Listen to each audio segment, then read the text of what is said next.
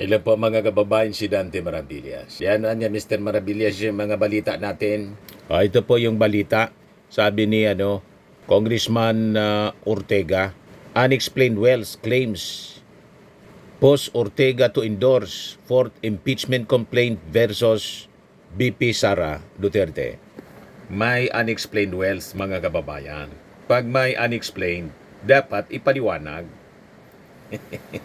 Diba? Tulad ng inaakusa sa dating Pangulong Ferdinand Idralin Marcos na ipaliwanag, hindi napatunayan yung sinasabing unexplained wealth. Kaya maraming dapat ipaliwanag itong si Sara Duterte. At ang sabi mga kababayan, sa pag-file nila ng fourth impeachment complaint, nag-endorse po si Ortega saka si Benny Abante ng Maynila. Ito anya yung mas pinakang comprehensive at pinakang malakas sa tatlo. Yung pang-apat, pinakamalakas na reklamo laban kay Sara Duterte. Yan sabi diyan. La Union 1st District Representative Paulo Ortega said, the alleged serious and disturbing allegation of unexplained wealth and omission in Vice President Sara Duterte's statement of assets, liabilities, and net worth, or SALNs, were his main reason for endorsing the latest impeachment complaint laban sa Vice Presidente. The fourth complaint filed by lawyer Nathaniel Cabrera places the Vice President's alleged undisclosed assets and wealth disproportionate to lawful income at the center of the case and calls for a forensic review of bank records in property transactions. Dito sigurado makukorner mga kababayan si Sara Duterte. Kaya biglang nag-declare na kakandidato siya sa pagka-pangulo na ang basa ng mga analyst, paraan ni Sara to intimidate the congressmen. Yan problema, lalong tumapang yung mga congressmen. Ayan tuloy, may pang-apat pa. Dati 3, 4 na. Pinaulanan siya mga kababayan ng impeachment complaint ngayon. Sabi po ni Congressman Ortega, this is about constitutional accountability niya. The SALN is mandatory and must be complete and truthful. And any undeclared asset or unexplained wealth is a grave issue, sabi po niya. On Wednesday, February 18, Ortega and Manila 6th District Representative Benny Abante endorsed the Cabrera complaint before the House Secretary General, Cheloy Garafil. The complaint alleges that certain bank accounts, properties, and significant cash movements were not fully reflected in Duterte's SALNs. This raised questions about whether her declared net worth accurately represents her true financial position. Kita na ninyo, mga kababayan, yun pa lang pong SALN ni Sara Duterte, 85 million yata. Tapos si Digong, 35 million. Pero kaya nila na magbayad ng, sabi, 150 million per month na attorney's fee ni Kaufman. Paano nangyari yon? Doon pa lang talagang katakataga. Yon ang kini-question din ni attorney Falsis. Jesus Falsis. Paano nangyari yung ganon? Di ba talagang kaduda-duda? So sabi dito sa balita, like the 3 impeachment complaints against Vice President Sara Duterte, it was transmitted to the office of the Speaker, Faustino D. III. In his complaint, Cabrera asked the House through the appropriate committee to issue subpoenas for bank records covering deposits, withdrawals, transfers in account activity from 2019 to 2025, as well as to coordinate with agencies such as the Commission on Audit, Bureau of Internal Revenue, and Anti-Money Laundering Council or AMLAC. It also proposed commissioning an independent forensic accounting team to reconcile SALNs with bank and property records. So sabi po sa reklamo, to determine the existence and extent of unexplained wealth in SALN violations, I respectfully request that this Honorable House of Representatives, through the appropriate committee, take the following actions. Issue subpoena for bank records, deposits, withdrawals, transfers, account openings, and closures.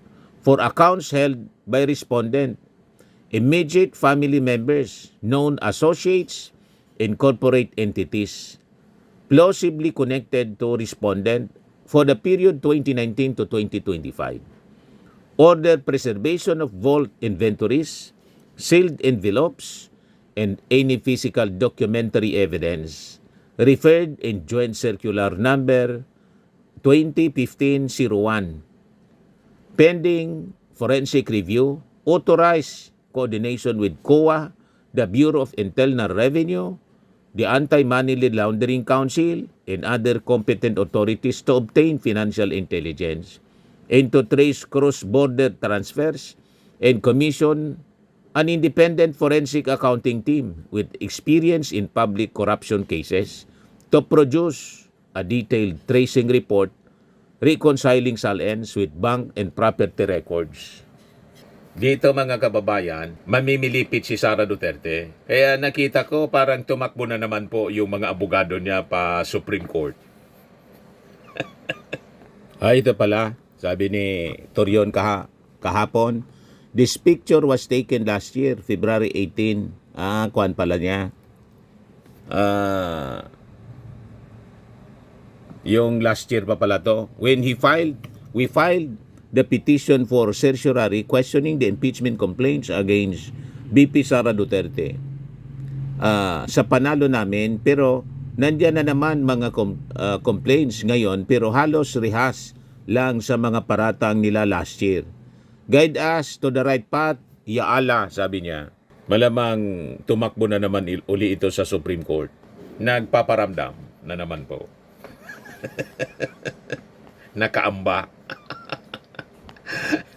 Para hindi matuloy yung trial. Impeachment trial sa Senado. So sabi dito sa balita, Cabrera said these requests are grounded in this Honorable House of Representatives' constitutional investigatory powers in impeachment proceedings and in jurisprudence permitting the piercing of bank secrecy where necessary to investigate bribery, unexplained wealth, or corruption. Such conduct, anya, sabi ng complainant, if established, constitute betrayal of public trust, a culpable violation of the Constitution, duties to disclose, and may give rise to criminal liability under applicable statutes. The complaint said the legal basis anya for this article include the constitutional requirement for public disclosure of assets, jurisprudence recognizing exceptions to bank secrecy in corruption and bribery cases, and this Honorable House of Representatives' investigatory powers in impeachment proceedings. Ortega also cited the sworn affidavit of alleged former Duterte administration intelligence officer Ramil Madriaga, who described the transport and delivery of millions of pesos in cash in duffel bags, following the encashment of confidential and intelligence funds allocated to the Office of the Vice President and previously to the Department of Education. These confidential and intelligence funds niya, amounting to hundreds of millions of pesos, are subject to strict in audit rules.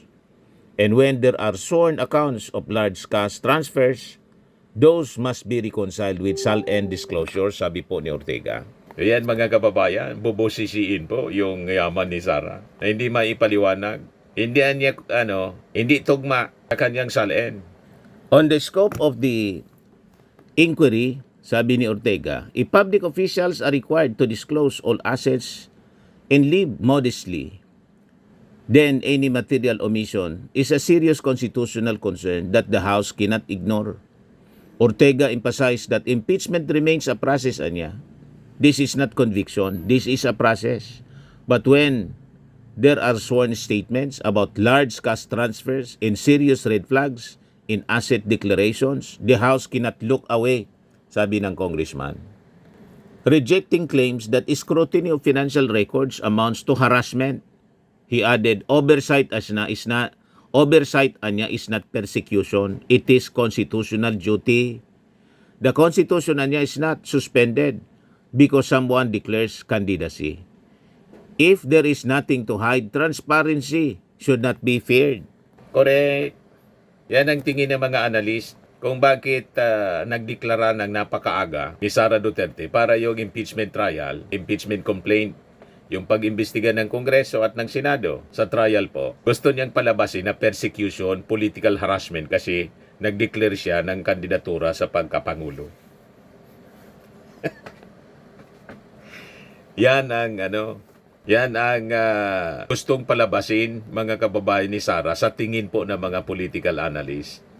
May punto, mga kababayan. Ganun nga, naniniwala tayo na ganun nga ang intensyon ng ganyang napakaagang declaration. Ngayon, nagpalabas din ng statement si Chairman Benny Abante, Congressman Benny Abante, Chairman ng Committee on Human Rights pa din yata siya. Sabi dito sa report ng Daily Tribune, para alam ninyo yung source natin. Abante cites Corona impeachment in raising SALN issue versus Duterte. Sabi ni Abante, during the time niya of Chief Justice Corona, isa lamang nakapag-convict sa kanya. He was not able to declare all his assets in his SALN. Abante said, recalling the precedent set by the Senate Impeachment Court noong 2012. Corona was convicted after the Senate voted 20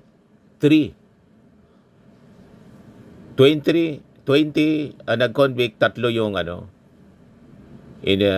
bumotong hindi. Under Article 2 of the Articles of Impeachment for culpable violation of the Constitution.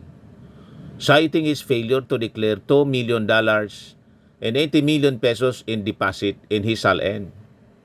The Manila lawmaker raised the comparison as he discussed allegations in the complaint, including the alleged failure to truthfully and fully declare assets, liabilities, and net worth. So yun mga kababayan, nagkaroon ng comparison at sa nangyari kay Corona, alam na natin, natanggal siya bilang Chief Justice. Sasabi po ni Benny Abante, impeachment proceedings anya, while political in structure, must ultimately be anchored on proof. Dapat may prueba niya. The impeachment proceeding is apolitical, but it is about evidence. It is about facts. He stressed that the process should not be reduced to partisan maneuvering, adding that lawmakers and senators must weigh the evidence presented. Abante said that as in previous impeachments, the outcome anya will depend on whether the allegations are supported by sufficient facts. If there's enough evidence, there's enough facts, and there's enough evidence to warrant the impeachment of Vice President Sara, of the Vice President, so be it. Abante reiterated that the Senate, sitting as an impeachment court, will ultimately determine the merits of the case, while members of the House will serve as prosecutors. So yan po mga kababayan yung mga nagbabagang mga kwento. So makikita ninyo ang sword of Damocles hanging before the head of Sara Duterte. Ito, wala man itong kinalaman dito ang Marcos administration, ang ating Pangulo. Itong impeachment complaints nangyari dahil po sa kanyang kagagawan na kailangan niyang ipaliwanag. Ngayon, kung walang ebidensya laban sa kanya, more na dapat siya na matapang niya dapat na harapin ito at pasubalian sa harap ng ating mga mamamayang Filipino in an impeachment trial na gagawin po ng Senado imbes na umiwas. Tama po? Para naman po walang balagid sa kanya. At halimbawa, malinis ang kanyang pangalan o di maganda, buwelo yung ating mga, walang agam-agam ang ating mga mamamayang Filipino, mga botante, na iboto siya bilang susunod na Pangulo. Ngayon pa lang po, tinatawag na siyang president ng mga DDS, pre-claim na. Nag-announce pa lang Kaka-announce pa lang, pre-claim na po, panalo na.